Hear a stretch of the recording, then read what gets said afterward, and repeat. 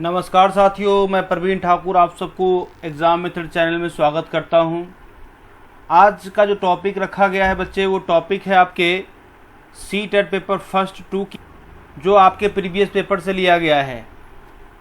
आज की क्लास में बच्चे हम 7 क्वेश्चन करेंगे और ये सीरीज चलता रहेगा। पार्ट 1, पार्ट 2, पार्ट 3, पार्ट 4, इस तरह से सीरीज आपका चलता रहेगा। चाहे पेपर फर्स्ट की बात हो, पेपर 2 की बात हो, या KBS PRT की बात हो, DSSB की बात हो, लगातार क्लासेस मिलती हैं और उसके अलावा लाइव क्लास का भी सुविधा अवेलेबल है यहाँ पे। तो आज हम पेपर 2 के पार्ट 1 की बात करेंगे, जो पहली बार से किस प्रकार से मेंसुरेशन क्षेत्रमिति में प्रश्न आता रहा है, उसी के ऊपर चर्चा करेंगे। लगातार वीडियो फाइनल को पाने के लिए चैनल को सब्सक्राइब, बेल आइकन और शेयर लाइक करना न भूलें। चलिए अब हम अगले क्वेश्चन की बात करते हैं जो मेंसुरेशन से रिलेटेड हैं। दोस्तों, मैं यहाँ पे आपको सबसे पहले जो कंसेप्ट की बात है उसकी तो बातें मैंने की ही, डिस्क्रिप्शन में उसका लिंक दे दूंगा। उसके बाद जहाँ जहाँ मुझे रिक्वायरमेंट लगेगी कि कंसेप्ट बताना ज़रूरी है, तो फिगर के थ्रू मैं आपको उस कंसेप्ट को बताऊँगा मैं।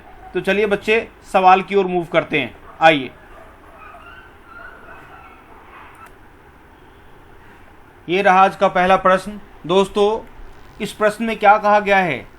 The diameter of cylindrical jar, एक बेलनाकार बर्तन है, उसके इंक्रीज बाय 25%, एक डायमीटर में 25% बढ़ाया गया। तो आपसे पूछा गया by what percent must be height of the jar be decrease so that there is no change in its volume. ये सवाल, जैसा कि मैं ऑफलाइन बैच भी लेता रहा हूँ, लगातार ऑनलाइन क्लास भी लेता रहा हूँ, तो ये सवाल बहुत सारे बच्चों को प्रॉब्लम क्रिएट किया है। इसलिए मैं इस सवाल को आपको बता देना चाहता हूँ। इस तरीके से सीखोगे जो लाइफ में आपको कभी भी परेशानी इस क्वेश्चन को लेकर नहीं होगी। तो आइए बच्चे, इस सवाल की हम बातें करते हैं। देखो बच्चे, अगर डायमीटर में 25% बढ़ाने की बात करें तो इसका मतलब है रेडियस में भी 25% की ही वृद्धि होगी, है ना, क्योंकि डायमीटर और रेडियस का बहुत ही गहरा संबंध है।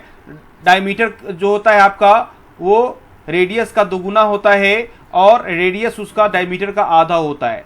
और बच्चे यहाँ पे रिक्वायरमेंट होगी इसके वॉल्यूम के कॉन्सेप्ट की। तो इसका वॉल्यूम का कॉन्सेप्ट होता है πr²h, मतलब एक इसका वॉल्यूम होता है πr²h, जो कि एक बेलन का होता है, एक सिलेंडर के ऊपर होता है। अब आइए, यहाँ पे ना तो रेडियस का पता है, ना ही डायमीटर का पता है, ना ही हाइट का पता है। तो बच्चे हम एक काम करते हैं, यहाँ पे आप एज्यूम कर लें पाई की वैल्यू को पाई ही मान रहने दें, है ना। रेडियस को मैंने 100 मान लिया और फिर 100 πr², इसलिए 2 बार 100 आया। और फिर उसने एच की बात कही, एच को भी मैंने 100 मान लिया।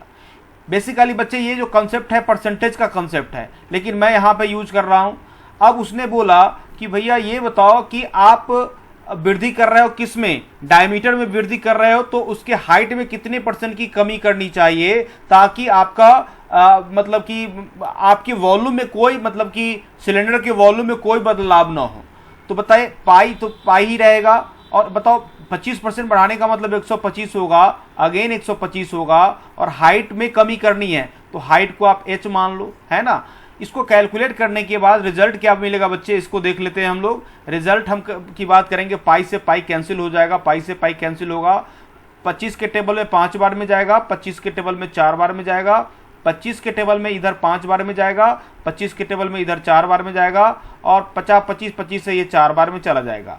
यानी पाई कटने के एच की वैल्यू आ गई कितनी, 64 आ गई। 4 का मल्टीप्लाई 16, 16 चौका 64, ये 64 आ गई। लेकिन आपने हाइट में डिक्रीज की बात की है, तो बताओ हाइट पहले से कितना था, 100 था। तो अगर 100 में 64 कम कर देंगे यदि बच्चे, तो 100 में 64 कम करने के बाद रिजल्ट कितने % का आएगा, 36%। और 36% which of the option available है, option number A is the right answer. उम्मीद करता हूं इस सवाल को आप बेहतर तरीके से समझ गए होंगे। आप प्रीवियस पेपर उठा के देखो, ऐसा सवाल जरूर पूछा गया है। और आप लगातार वीडियो पाने के लिए आप मेरे चैनल को सब्सक्राइब और बेल आइकन जरूर दबा लीजिए, ताकि लेटेस्ट वीडियो आपको अपडेट मिलता रहेगा, है ना। और जिस किसी बच्चों का मैथ बहुत वीक है, वो चाहते हैं कि हम रेगुलर क्लासेस लें, तो मेरे दिए गए नंबर पे आप फोन करके लाइव क्लास पर डे 1 घंटा क्लास ले सकते हो 6 डेज इन अ वीक, और 1 दिन का टेस्ट भी है, जिससे आपकी इफिशिएंसी बढ़ेगी, जिसका आपकी कैपेसिटी बढ़ेगी क्वेश्चन करने का तरीका मिलेगा, वरना मैं जिन लोगों का मैथ के लेवल ठीक ठाक है वो यूट्यूब के वीडियो से भी उनका काम हो सकता है। आइए अगले सवाल की ओर हम मूव करते हैं। ये रहा दोस्तों आपका आज का अगला सवाल। क्वेश्चन में क्या बोला गया है बच्चे? क्वेश्चन में बोला है कि 2a², बाइलिंगुअल है, किसी बच्चे को कोई शिकायत नहीं होनी चाहिए, हिंदी वाले को ना इंग्लिश वाले को, है ना। 2a² है जिसके साइड x सेंटीमीटर और 2x + 1 है। तो मान लो ये x है और ये 2x + 1 है ना। दो प्रकार के स्क्वायर की बात की है। एक का मतलब आपको पता है कि ये स्क्वायर के सभी भुजाएं आपस में बराबर होती हैं। फिर उसने बोला एक का x सेंटीमीटर, दूसरे का 2x + 1 सेंटीमीटर है। फिर उसने बोला उसके पेरीमीटर मतलब उसके परिमाप का जो योगफल है वो 100 सेंटीमीटर के बराबर है। तो आपसे पूछा कि उसके बिगर साइड का बिगर जो स्क्वायर है, सबसे बड़ा स्क्वायर है, उसका क्षेत्रफल क्या होगा। बच्चे एक बात जानो कि अगर आप परिमीटर की बात करते तो किसी भी चाहे स्क्वायर बड़ा हो या छोटा हो, उसका परिमाप का फॉर्मूला मैंने बताया है 4a, मतलब 4a होता है। डिस्क्रिप्शन बॉक्स में कुछ और वीडियो का मैं लिंक सेंड कर दूंगा, उससे आप चीजें क्लियर कर सकते हो। तो यहाँ पे ये 4x हो जाएगी। इसको अगर 4 से गुना करूंगा तो ये आएगा 8x, और इसको 4 से गुना करूंगा तो ये हो जाएगा 4। क्वेश्चन के अकॉर्डिंग उसने बोला कि इसके परिमाप का सम 100 है।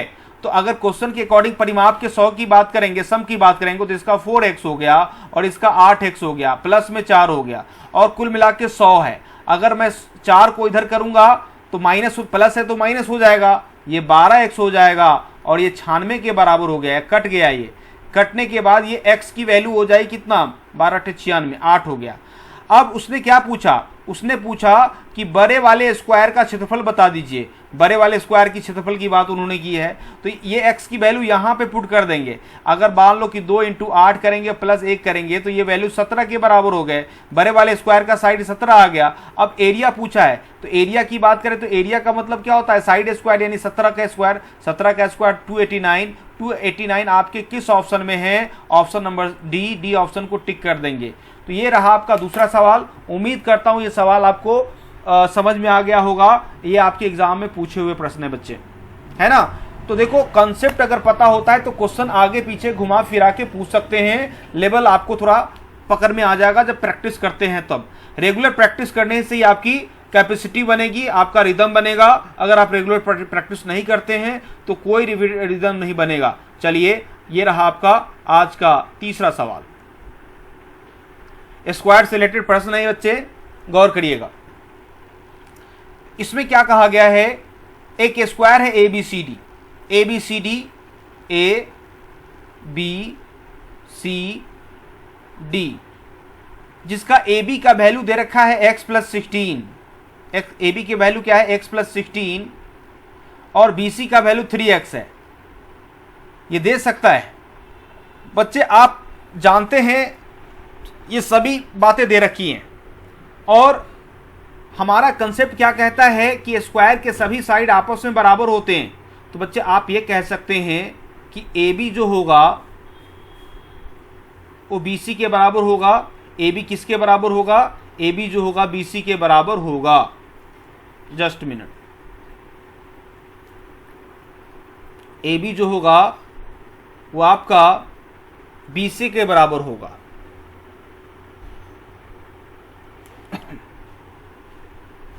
AB = BC। अब यहां पे हम लोग कह सकते हैं कि x + 16 = 3x। अगर x इधर आ जाएगा तो 2x होगा, और 2x की वैल्यू 16 के बराबर हो गई, तो x की वैल्यू कितने के बराबर होगी? x की वैल्यू 8 के बराबर होगी। अब उसने पूछा कि वर्ग का परिमाप बताओ। x का मतलब क्या है? x का मतलब साइड है। बहुत सारे बच्चे इसको साइड समझ लेते हैं, लेकिन साइड नहीं है, ये साइड का ही हिस्सा है। अगर x की वैल्यू यहाँ पुट करे चाहे यहाँ पुट करे, रिजल्ट सेम आएगा। मान लो यहाँ मैंने पुट किया तो 8 और 3 का मल्टीप्लाई हो गया 24, मतलब एक साइड 24 हो गए। और आपसे परिमाप पूछा है, तो परिमाप की अगर बात करते हैं बच्चे तो क्या आता है? ये 4a होता है। और परिमाप अगर 4 × 24 की बात करेंगे, दैट इज 96 सेंटीमीटर। 96 सेंटीमीटर आपके ऑप्शन किस में है? ऑप्शन नंबर जो होगा आपका, option number A is the right answer. तो आप इस तरीके से कर सकते हो। ये डायरेक्ट सीटेट एग्जाम में प्रश्न पूछा गया है। ये क्वेश्चन मैंने देखा, लेकिन मेरा अनुभव ये कहता है कि बच्चे बार बार इस सवाल में गलतियां करते हैं, इसलिए एक नया क्वेश्चन इसके जैसा ही हूबहू सवाल मैंने आपको नया सवाल बना दिया है ताकि आप प्रैक्टिस कर लें वीडियो को पॉज करके। आइए आज का अगला सवाल देखिए, सेम सवाल है। अब यहाँ पे ए बी और बी सी की बातें बराबर कही गई है, तो यहाँ पे लिख सकते हैं बच्चे x + 24 और बराबर में 3x, और ये इधर आ जाएगा तो 2x बराबर हो जाएगा 24। काटने के बाद x की वैल्यू हो जाएगी 12। x की वैल्यू बराबर 12 हो गई, और 12 और 3x की बात इसका साइड है। अगर 12 और 3 का मल्टीप्लाई करते हैं तो 12 3 का मल्टीप्लाई 36 होगा। अब इसका परिमाप की बात करें, परिमाप का मतलब होता है 4a, मतलब 4 और 36 का मल्टीप्लाई करेंगे, दैट इज 144 सेंटीमीटर। ये आपके किस ऑप्शन में उपलब्ध है? ऑप्शन नंबर बी ऑप्शन को आप टिक कर देंगे। तो इस प्रकार से सवाल पूछे जाते हैं, इसको आप देख सकते हैं, कर सकते हैं। आप प्रीवियस पेपर को उठा के देखो, ये सवाल अवश्य मिलेगा, है ना। और रेगुलर मैं नए नए चीज़ें देता हूं। जिस किसी भी एग्जाम की तैयारी करते हैं आप कमेंट बॉक्स में कमेंट कर सकते हैं, उसका प्रीवियस ईयर पेपर जरूर मिलेगा। आइए आज का 5वें नंबर सवाल की बात करता हूं मैं। अब 5वें नंबर सवाल की बात करूं तो कहा है एक आयत है जिसका एरिया 8 सेंटीमीटर है, 8 सेंटीमीटर है, उसकी लंबाई L सेंटीमीटर है, तो उसका परिमाप बताएं। तो बच्चे एरिया की अगर बात करते हैं हम लोग, तो एरिया का फॉर्मूला होता है L इंटू बी कहा है। अब ब्रेथ की अगर बात करते हैं तो ब्रेथ को हम लिख सकते हैं ऐसे, A/L भी लिख सकते हैं। उन्होंने पूछा परिमाप, तो परिमाप का फंडामेंटल क्या होता है? 2 × L + B होता है। परिमाप का फंडामेंटल 2 × L + B होता है। तो यहाँ पे 2 लिख दीजिए, और L तो अपने जगह पे विराजमान रहेंगे ही, और B के जगह पे A/L लिख दीजिए। क्योंकि ऑप्शन में इस तरीके का है, उसी तरीके से आपको देखना है। अगर 2 को L से मल्टीप्लाई करेंगे तो 2L हो जाएगा, और इसको मल्टीप्लाई करेंगे 2 से तो ये आ जाएगा 2A/L। तो ऐसा कौन सा ऑप्शन अवेलेबल है? ऑप्शन नंबर डी ऑप्शन को बच्चे आप टिक कर सकते हैं। यही आपके रिजल्ट है, यही आपके आंसर है। तो आज के सवाल में आपको समझ में आ गया होगा। अब चलिए अगले प्रश्न की हम लोग बात कर लेते हैं बच्चे। आइए आज का अगला प्रश्न,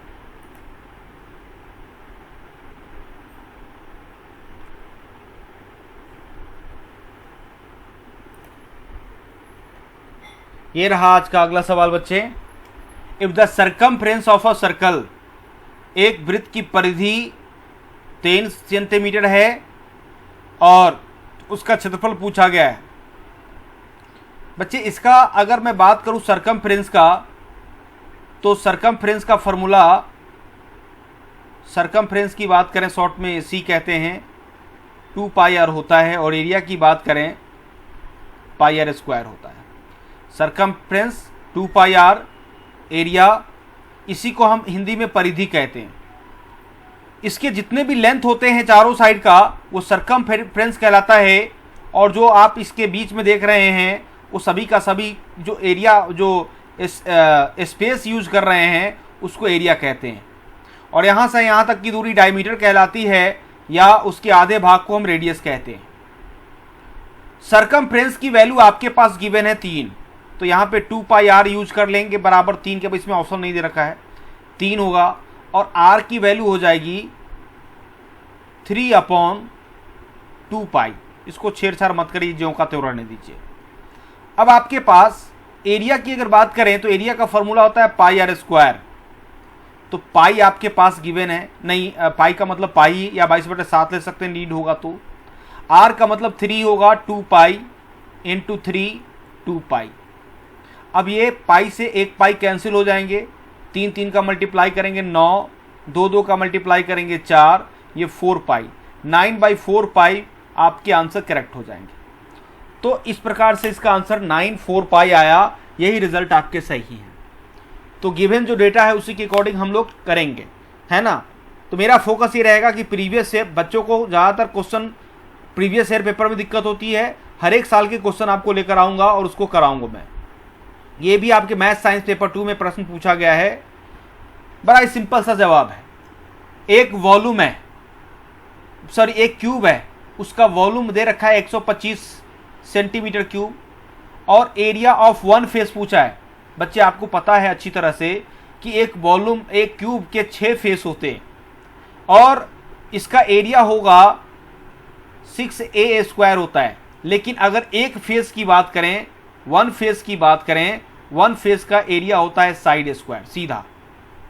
मतलब एक फेस जो है वो किस आकार का है, एक फेस जो है सिर्फ वर्ग के आकार का है। और वॉल्यूम की बात करें तो इसका वॉल्यूम का फंडामेंटल होता है a क्यूब। अब a क्यूब होता है, अब a क्यूब की वैल्यू तो हमारे पास गिवन है 125 के बराबर, तो इस तरह से a की वैल्यू कितनी हो गई, 5 के बराबर हो गई, है ना। अब पूछा क्या है उन्होंने, इसके एक फलक यानी एरिया ऑफ वन फेस की इन्होंने बात की है। तो भैया ये बताओ कि अगर 5 का स्क्वायर करते हैं that is 25 centimetre square, which of the option, option number C को आप टिक कर देंगे, है ना। तो ये बेसिक से कंसेप्ट थे, और ये बेसिकली मेरा टारगेट ये रहता है कि प्रीवियस क्वेश्चन को जरूर लेकर आऊं, है ना। तो मैक्सिमम दोस्तों के भी शेयर करना है, लाइक करना है, सब्सक्राइब करना है। और जिन बच्चों को लाइव क्लास की रिक्वायरमेंट हो, जो 5-6 days in a week class करना चाहते हैं, डिस्क्रिप्शन में दिए गए नंबर पे कॉल करके आप क्लास, रेगुलर क्लास कर सकते हैं। अभी क्लास का टाइमिंग 5:30 PM है, लगातार क्लासेस चल रही हैं। जो भी आपका टाइम सुटेबल होगा आप फ़ोन करके मुझे बता सकते हैं। आज के लिए इतना ही। Thank you so much, take care, मिलते हैं नेक्स्ट टाइम, अपना ख्याल रखें। जय हिंद, जय भारत।